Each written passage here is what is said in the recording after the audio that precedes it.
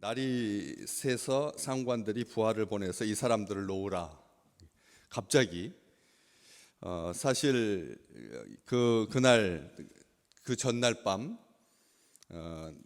주 예수를 믿고 구원받아서 기쁨으로 가득했던 그 소망의 밤이 지나고, 그리고 놀랍고 경이로운 밤이 지나고 상관들이 부하를 보내서 사람을 놓으라고 합니다. 무슨 이유로 이런 일이 발생했는지 아무런 설명이 없습니다. 점치는 여자의 주인들이 선동하고 무리가 일제히 일어나서 고발하고 옷을 찢어 매로 치라고 명령하고 든든히 지키라고 했던 그런 사람들인데, 갑자기 큰 지진이 나서 옥토가 움직이고, 그래서 죄수들이 다 도망친 줄 알았었는데 죄수들이 다 그대로 있고, 또 이런 보통 일은 아닌 아주 엄청난 일들 속에서 사람들의 말만 듣고 고발하는 소리만 듣고 심히 이 사회를 요란하게 한다. 그리고 로마 사람인 우리가 받지도 못하고 행하지도 못할 풍속을 전한다라고 하는 이 두 가지 미명하에 사람들 앞에서 공개적으로 옷을 찢고 벗기고 매로 치고 많이 친 후에 깊은 옥에 가두고 그 발을 착고에 든든히 채우고 온갖 폭력 수단을 다 동원하여서 그렇게 했던 그런 사람들이 많이 친 태형으로 치고 구금하고 과하게 처벌하고 이런 상황 속에서 갑자기 사람을 이제 풀라고 그렇게 하고 있습니다. 나중에 문제될 소지가 있어서인지, 어쨌든 깨름직했었는지, 아니면 어쨌든 알 수 없는 이유로 가만히 몰래 내보내려고 합니다. 이런 상황 속에서 바울이 보여준 태도가 예수 믿는 주의 백성들이 이 무고를 당했을 때 애매한 고난, 참 이름 예쁘잖아요. 애매한 고난이니까 주님 믿다가 보면 그런 일이 있을 수도 있지, 이렇게 생각하기 쉬운 그런 상황 앞에서 그냥 넘어가지 않다, 도망치듯 그냥 없던 일로 아무 일도 아닌 것처럼 하지 않는다는 거죠. 이 세상이 그리스도인들을 대해왔던 방식들이 한 번도 우호적이지 않았다, 제가 말씀을 드렸습니다. 세상은 타종교인들에 대해서, 타종교에 대해서는 그렇게 박해를 한다라고 하는 게 우리나라 역사에 불교를 박해하고, 그래서 불교를 국교로 공인하고 사람들이 믿을 수 있도록 하는 그런 과정 속에서 얼마 정도의 그런 피해들, 그런 것들이 어느 나라든지 다 있지만, 그럼에도 불구하고 이렇게까지 2000년이 넘는 시간까지 지금 현재까지 항상 현재 진행 중인, 예수 믿는다라고 하는 것은 핍박을 당하는 거고, 예수 믿는다라고 하는 것은 고난을 당하는 거고, 예수 믿는다라고 하는 것은 쉽지 않고, 예수 믿는다라고 하는 것은 그냥 자연스러운 일이 아닌, 목숨을 걸어야 하고 또 고난당해야 되고 하는 일들이 타종교에 비해서 아주 현저하게 차이가 납니다. 다른 종교와 기독교를 구별짓는 아주 중요한 요소 중에 이 핍박과 박해라고 하는 이 사실을 우리가 잘 알고 있는 거죠. 그런데 그런 속에서 이게 생명이기 때문에, 진실이기 때문에, 진리이기 때문에 그런다고 하고 하면서 그 고난을 합리화하거나 아니면 그 고난을 일부러 자처하지는 않습니다. 예수 믿는 주의 백성들이 자기가 예수쟁이라고 하는 것을 티를 내가지고 일부러 고난을 불러들이는, 그렇지 않다는 거죠. 성경은 여기 무조건 용서하고 참는 것이 능사가 아니다는 거죠. 바울이 보여주는 이 태도를 가만히 보면 이것은 학대다, 이것은 불법이다, 이것은 무법이다. 바울이 이번에도 그냥 넘어가지 않는다는 거죠. 그냥 넘어가지 않습니다.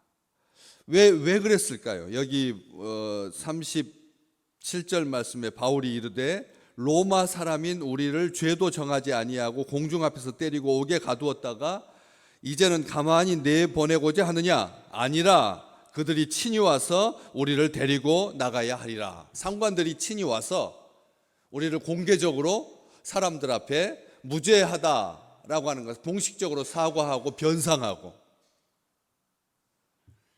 제대로 하라 이거죠. 그냥 넘어가지 않도록.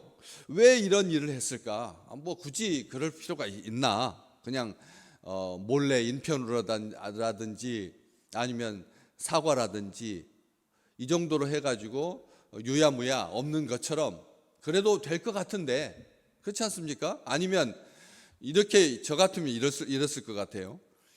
이 빌립보 지역에서 우리가 자유롭게 복음을 전할 수 있도록 너희가 공개적으로 공식적으로 사과를 하라.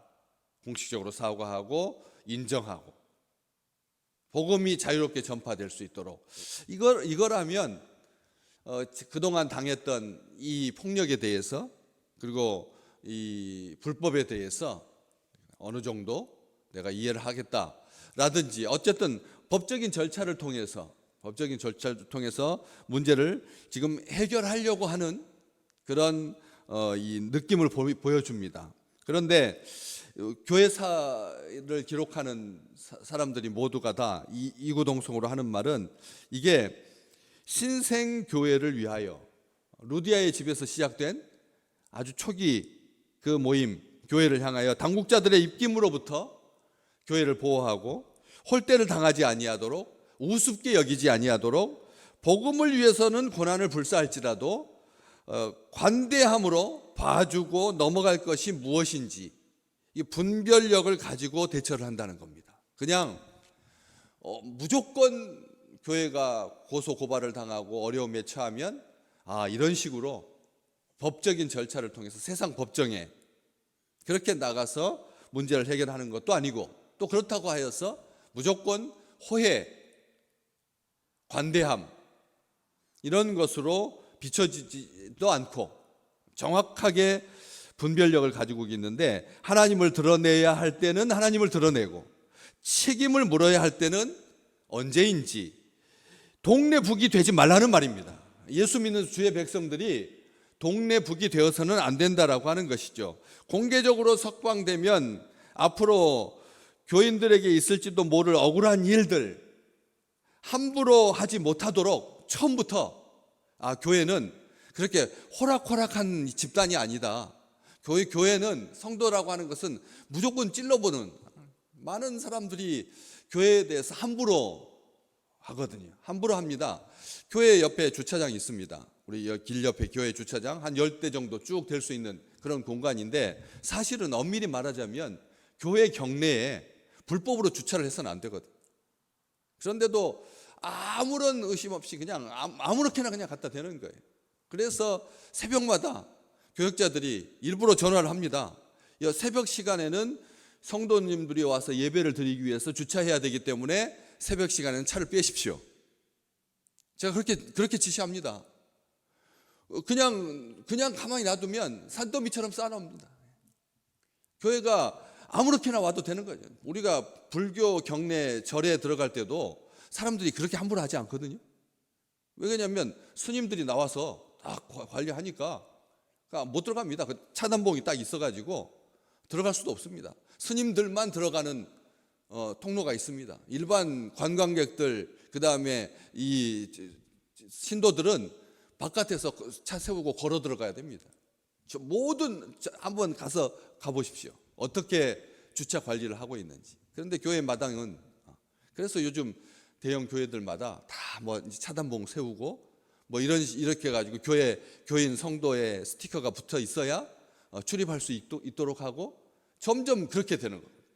조금 낮 시간대 트럭 운전하시는 분들이 교회 옆에다가 차를 세우고 잠시 쉬어갔다 가는 것이야. 그럼 문제가 될 게 없지만 그렇지만 아주 주야장창 새벽 기도까지 하루 종일 그냥 자기 주차장인 것처럼 그렇게 차를 대는 것에 대해서는 아주 엄격하게 제한을 합니다. 새벽 시간은 당연히 차를 빼야 되는 거예요. 그러니까 귀찮으니까 한두 번 새벽에 전화를 받으면 이 교회 옆에는 새벽 시간에 차들 대서는 안 되구나, 차를 빼야 되는구나 라고 알아서 자연적으로 정리가 됩니다. 싹 다 빕니다.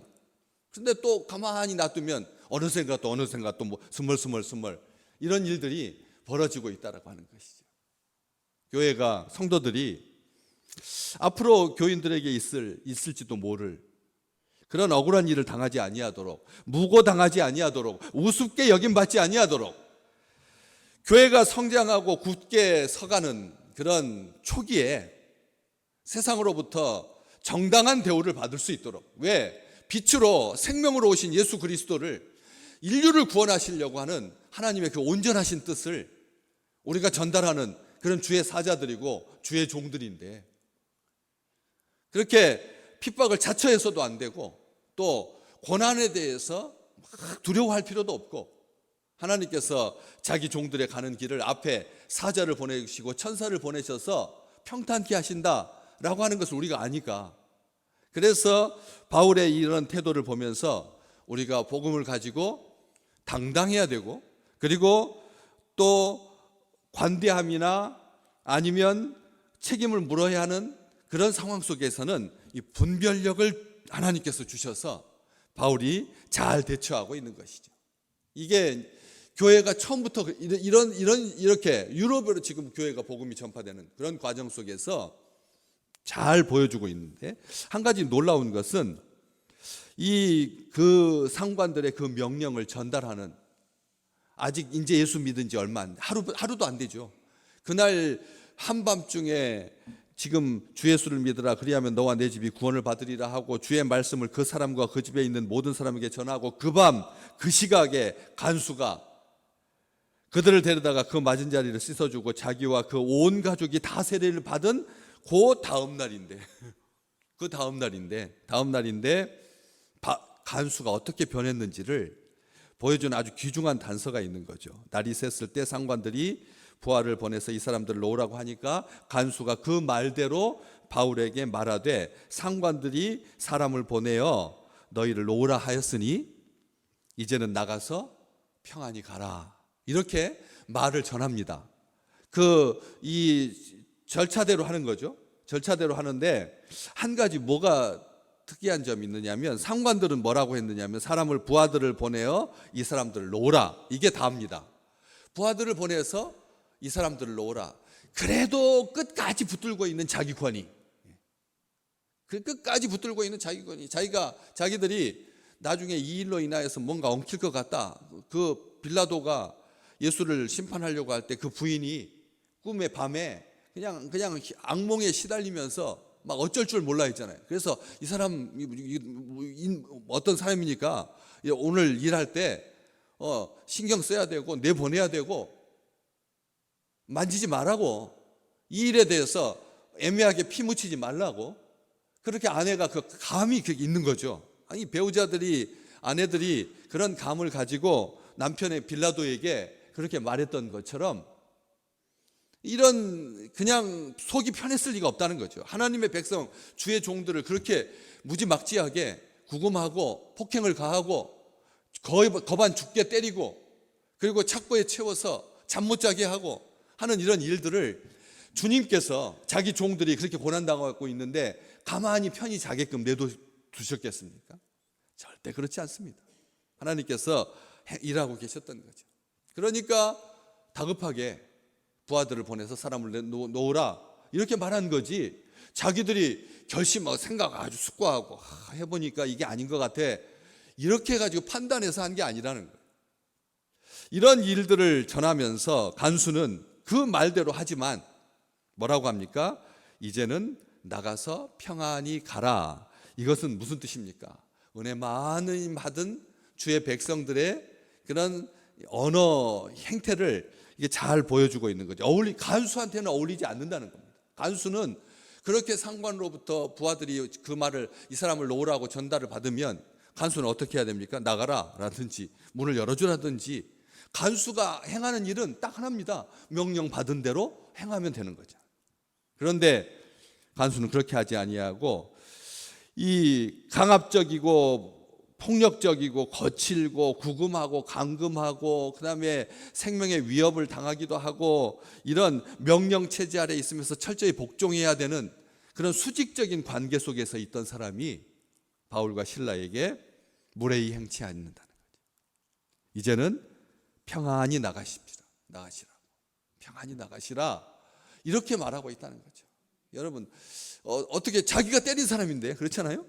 간수가 지금 간수가 어떻게 했는데요? 간수가 많이 친 후에 옥에 가두고 간수에 든든히 지키게 했다. 이 명령을 받아서 그들을 깊은 옥에 가두고 그 발을 착고에 든든히 채우고 이런 일들을 행했던 그 바울과 실라에게 평안히 가라. 이렇게 하나님의 복을 그렇게 나누고 있다라고 하는 것이죠. 오늘 우리가 이 목요일 날 하루를 살면서 우리가 사람을 대하는 언어의 방식이 조금 더 이 말과 가까워지시기를 주의 이름으로 축복합니다. 굉장히 거친 세상이죠. 굉장히 거칠고 막 지금 전쟁 왜 이렇게 이게 전쟁 끝나면 또 여기서 터지고 여기서 터지면 이렇게 여기서 터지고 또 바깥에만 그런 줄 아니 또 안쪽으로는 마약으로 그냥 그 유명인들이 다 지금 막 고소 고발 당해가지고 법정 라인 앞에 포토 라인 앞에 서고 이런 것들을 보면서 아이들이 그냥 폭력을 해가지고 그것을 SNS에다 올려서 해가지고 그런 일들이 막 버젓이 자행되고 있는 이런 학대가 넘쳐나고 있는 이런 속에서 모두가 다 하나님께서 이런 축복을 주셔서 우리 언어가 정말 따뜻한 언어고 하나님께서 우리에게 주신 그 입술이 복된 입술이고 하나님을 찬미하라고 지어주신 우리에게 허락해 주신 그런 아름다운 그런 언어를 가지고 이제는 평안히 가라. 축복하고 무례히 행치 아니하고 온유하고 겸손하고 그래서 그 어떤 때보다도 따뜻한 그런 한 주간 되시기를 주의 이름으로 축복합니다.